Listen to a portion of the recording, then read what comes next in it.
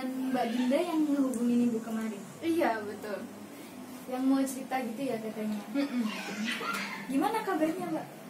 Baik, alhamdulillah. Keluarga di rumah? Iya. Alhamdulillah. Ini tempat duduknya udah nyaman apa belum? Udah. Udah ya. Enak. Oke. Sebelumnya Mbak Dinda udah tahu proses konseling? Iya sudah. Sudah ya. Jadi Ibu ulas sedikit lagi ya, nggak apa-apa ya.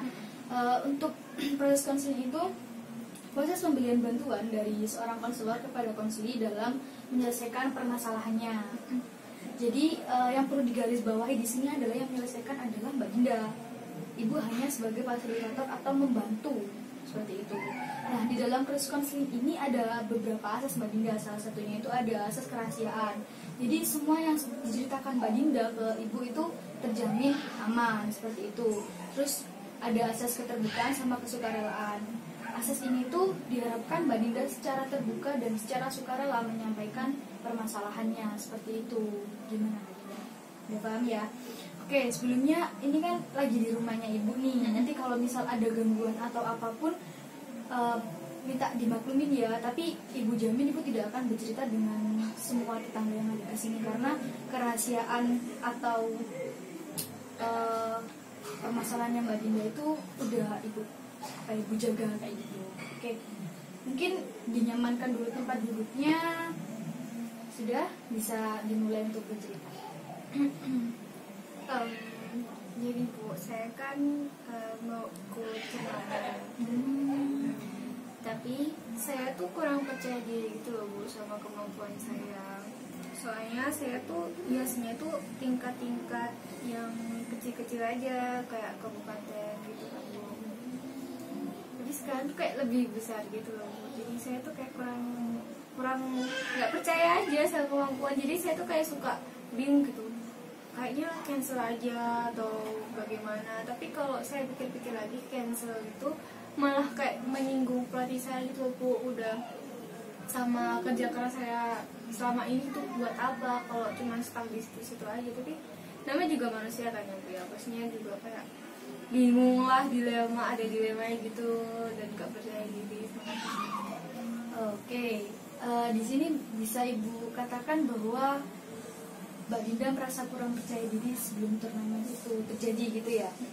Kalau boleh tahu juga sudah berapa lama Mbak Dinda merasa kurang percaya diri kayak gitu?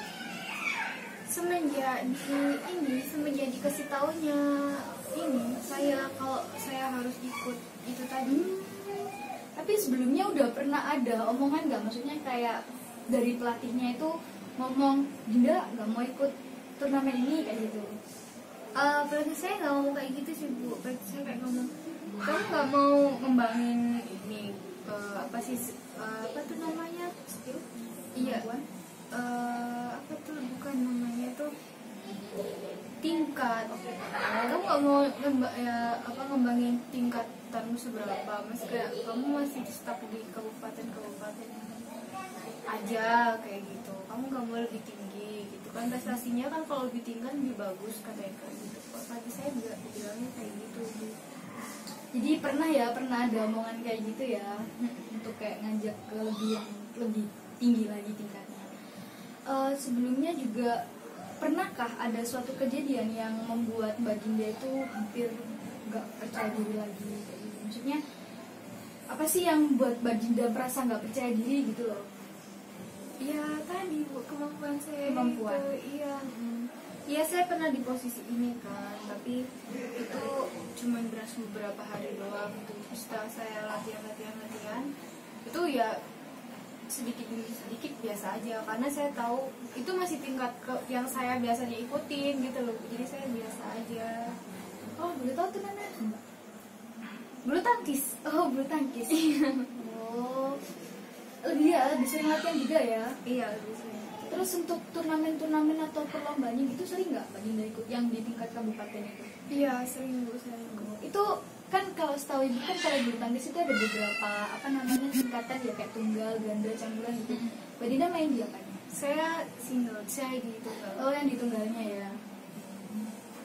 Oke. Bisa Ibu katakan di sini berarti Mbak Dinda merasa kurang percaya diri atas turnamen yang lebih tinggi lagi gitu ya. Oke, untuk lingkungannya Mbak Dinda sendiri gimana? Jadi kan atau semacam support sistemnya Mbak Dinda gitu. Gimana? Apa mungkin Mbak Dinda merasa kurang sehingga Mbak Dinda kurang merasa percaya diri gitu? Enggak sih Bu. Dari orang tua, teman dan pelatih gitu gimana? Pertama mungkin bisa dari orang tua Mbak Dinda gimana?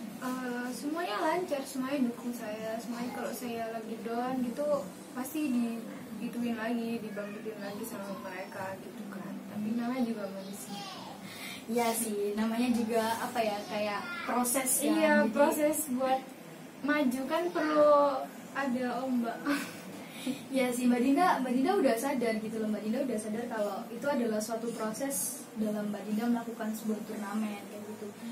Mungkin pernah Mbak Dinda melakukan apa hal yang bisa membuat Mbak Dinda percaya diri gitu? Nggak ada sih Bu, cuman saya sering latihan aja gitu. Jadi rasa kurang percaya diri muncul itu ketika kapan? Maksudnya apa ketika Mbak Dinda hanya memikirkan turnamen itu saja atau dalam hal-hal lain?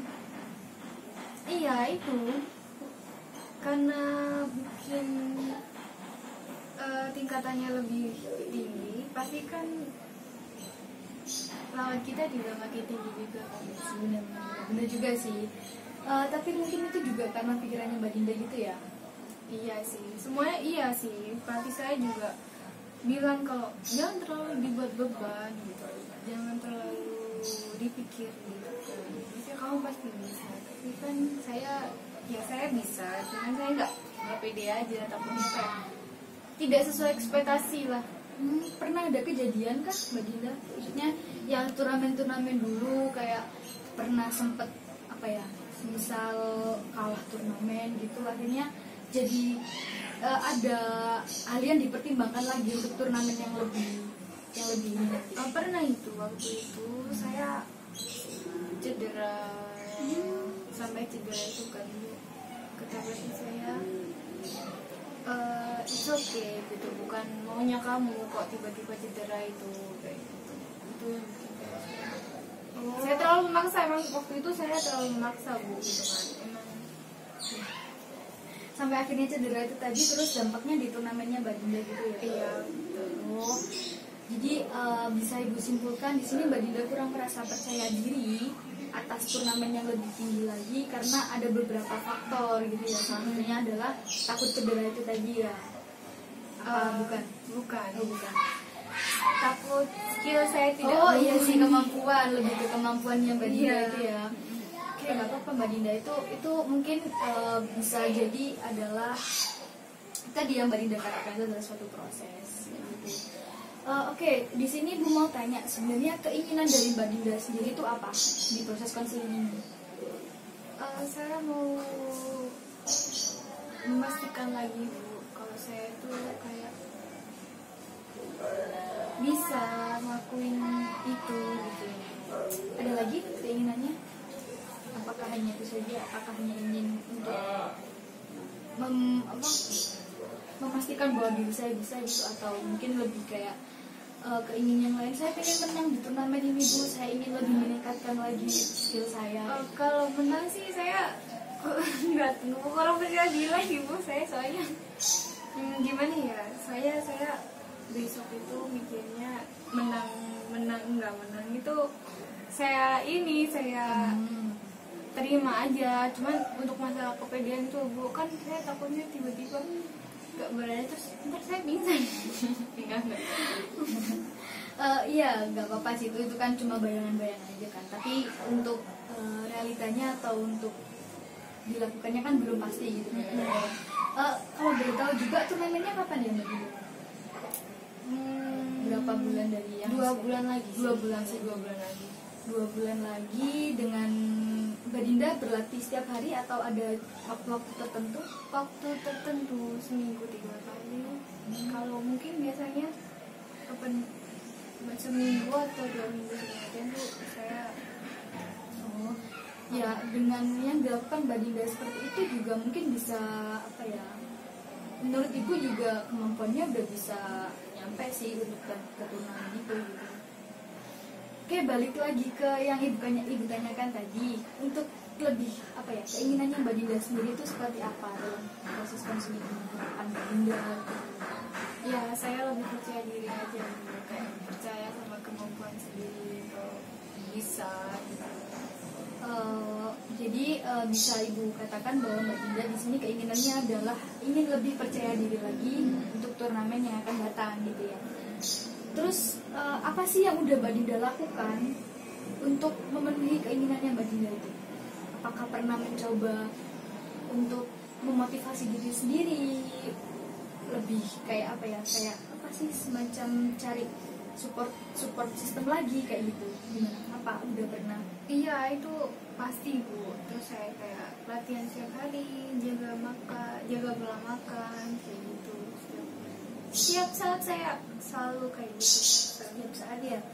Oke, setelah yang Mbak Dinda lakukan itu tadi kan, apakah hal itu bisa membuat Mbak Dinda percaya diri? Iya sampai itu bisa. Cuman kadang kalau saya pikir-pikir lagi kayak merenung gitu Bu, tiba-tiba kan saya juga suka merenung gitu kan Bu, suka keinget aja gitu. Kemampuan kamu masih segini kok, kamu mau turnamen ke itu? Ada yang bilang kayak gitu? Saya sendiri. Oh, saya ngomong enggak, sama saya diri kira kok sendiri. ada yang gitu. Enggak, saya ngomong sama diri sendiri. Oh, itu kayak intinya dari Mbak Dindanya sendiri ya, Iya. maksudnya kayak dari pandangannya Mbak Dinda sendiri gitu ya. Oke, untuk rencana kedepannya gimana nih Mbak Dinda? Kan setelah keinginannya Mbak Dinda seperti itu, ingin apa namanya, merasa percaya diri lagi dalam turnamen, terus yang dilakukan Mbak Dinda adalah menjaga pola makan, latihan setiap hari, terus dengan halnya seperti itu akhirnya bisa menambah percaya diri Mbak Dinda. Untuk rencana selanjutnya gimana Mbak Dinda agar Mbak Dinda lebih percaya diri lagi tanpa ada pikiran untuk kamu kok seperti itu, kamu kemampuanmu itu hanya seperti itu, tapi kok kamu ke tingkat itu, kan pikirannya Mbak Dinda sendiri gitu loh. Nah, gimana planningnya Mbak Dinda sendiri atau rencananya Mbak Dinda sendiri untuk mengatasi pikiran itu? Mungkin ada bayangan gitu loh. Oh ya Bu, mungkin saya bisa membuat apa ya, kayak tulisan di kamar atau quotes di HP saya kayak gitu. Gimana? Mungkin dari Mbak Dinda ada pandangan sendiri? Enggak ada sih. Ya mungkin bisa Ibu apa ya? Bisa Ibu katakan itu tadi sih, membuat quotes kayak gitu. Atau enggak, mungkin bisa diadakan self reward sama punishment Mbak Dinda. Jadi misal gini, melakukan, kan Mbak Dinda juga ada teman kan di apa, kayak semacam perkumpulan bulu tangkis tadi ya. Nah, itu bikin challenge aja sama temennya Mbak Dinda yang mungkin ada temennya juga pernah ke tingkat itu, tingkat yang lebih tinggi itu tadi. Terus diajak aja, ayo nanti kalau misal aku menang, kamu traktir aku kayak gitu. Maksudnya lebih ke self reward sama ke punishment. Nanti kalau aku kalah, aku yang traktir kamu kayak gitu. Gimana? Apa ada pandangan lagi dari Mbak Dinda? Kalau kayak gitu sih saya pernah Bu. Jadi kayak tambah semangat aja sih. Iya sih, kalau saya yang tendangan itu kayak saya tuh kayak terlalu mikirin gitu Bu. Jadi kadang tuh kayak saya tuh jarang ngomong gitu kan, kamu kayak ngerenungin gitu. Aduh, kurang saya bilang kurang. Tapi saya nggak pernah komunikasi, cuman sesekali aja gitu. Maksudnya saya serius aja gitu Bu, tapi nggak pernah. Mungkin bisa saya coba nanti kalau sama teman saya. Nah, itu mungkin bisa dijadikan rencananya Mbak Dinda itu. Ditulis aja kalau misal kalau nulis di kertas itu masih kayak udah apa ya, jadul atau kayak lebih lama, mungkin bisa diganti di HP, kan lebih sering kan untuk nulis di HP. Jadi kayak ditulis aja di catatan gitu, aku ada keinginan seperti ini, jadi aku harus melakukan seperti ini. Terus nah kalau misal aku apa ya, kayak misalnya aku nggak bisa ngelakuin hal ini, apa sih kayak self reward atau hadiah yang bisa aku berikan di aku sendiri. Jadi kayak lebih percaya sama dirinya sendiri gitu Mbak Dinda. Gimana? Ya boleh, nanti saya coba untuk 1 bulan ke depan. Oke, untuk 1 bulan ke depan dicoba, nanti Ibu dikabarin ya untuk perkembangannya gimana. Terus untuk turnamennya ibu boleh lihat nggak kira-kira? Oh iya boleh sih. Silahkan banget Bu. Aduh. Nggak kan ibu juga pengen lihat perkembangannya kamu gitu loh. Iya Bu. Oke, mungkin ada yang ingin disampaikan lagi ke ibu? Nggak ada sih Bu, cukup itu aja. Nanti kalau saya ada apa-apa saya hubungin Ibu lagi. Iya, nanti kalau misalnya ada perlu lagi kesini lagi boleh. Atau pas waktu di sekolah juga boleh ibu di ruangan biasanya. Oke, mungkin bisa ibu akhiri ya. Terima kasih Mbak Dinda sudah mempercayakan ke ibu gitu ya. Iya Bu. Mungkin bisa. Assalamualaikum.